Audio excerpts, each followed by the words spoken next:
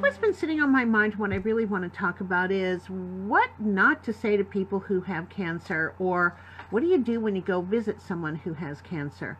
So here's some thoughts about that.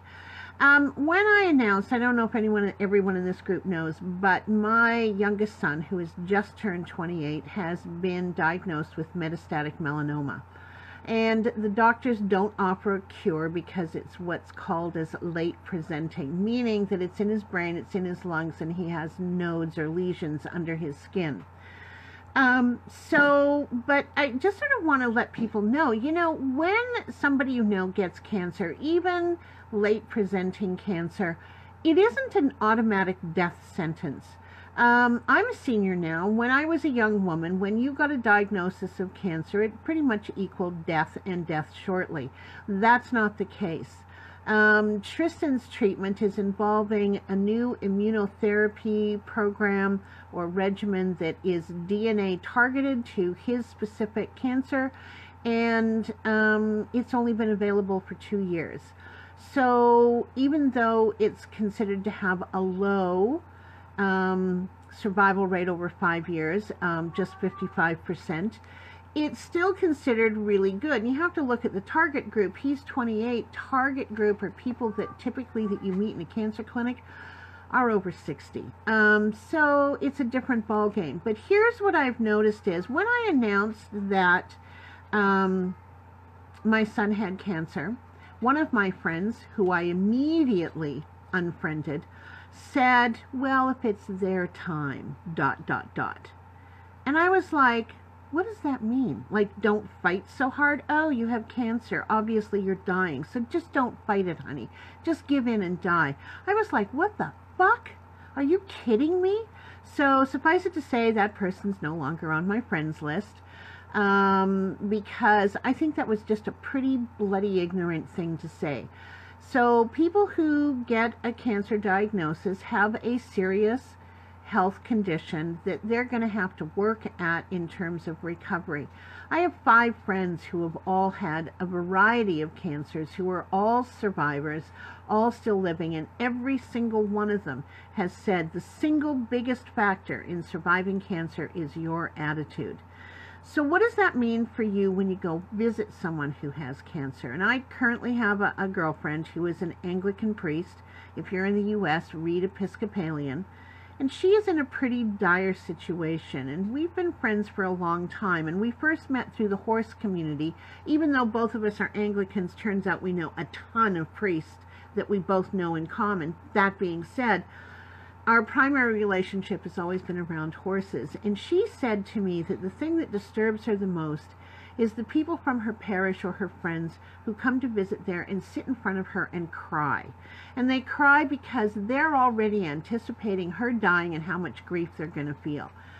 And I'm just like, that is the stupidest thing I ever heard. Why would you even go and visit someone and sit there and cry in front of them about how much you're going to hurt if they die? It's like, hello, they're fighting this, and you're not doing anything to contribute to their well-being. So that just kind of really bothered me, and I didn't think that a lot of my son's friends would kind of be like that. Au contraire. He has had 3 people tell him that they can't deal with the fact that he's dying. And he's like, what? I'm not dying. I am sick. I have a serious health condition. How dare you come in here and sit in front of me and want to visit with me and spend time with me and tell me that what you're concerned about is how you're going to feel when I die. And if you unpack that statement, it's, first of all, they're assured he's going to die. And second of all, they're talking about their grief. It's like, I'm not sure everyone really understands that when you're young like that, the day he got the diagnosis, which was a hard day because it happened in the emergency ward that he got the diagnosis, he just looked at me and said, there's so much I want to do with my life. And so that's the tactic he's taking, is there is so much I want to do with my life. There is so much more to do in my life. I'm not dying. And I am just appalled that his community of friends, some of them don't understand that, and they don't want to get on board with it, and they don't want to be around with him because they're afraid of their own grief. So, Mama Bear here finds that a little difficult to take, but if we're going to be in the moment, and if we're going to be present to the moment, there is an acknowledgement that we know, because we're masters of energy, we're masters of attraction, that whatever we give power to, whatever we focus on, is what we empower to happen in our lives. And, so Tristan and I have talked about it, and I said, that's really the conversation you need to have with your friends, because maybe they don't understand the laws of attraction. Maybe they don't understand that what they feed is what grows. And so, but he had a friend do that to him yesterday, and he was furiously angry with them. Very long-term friend, very dear friend, and I think he was just shocked and appalled that they would even say that to him, or that they haven't processed through their own feelings about it. So I think I'm probably around the 5-minute mark on this.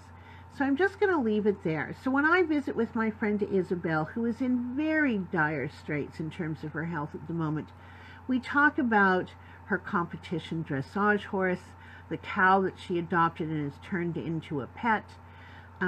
She has one of those parrots, like the ones that are all red and blue, and he's just hilarious.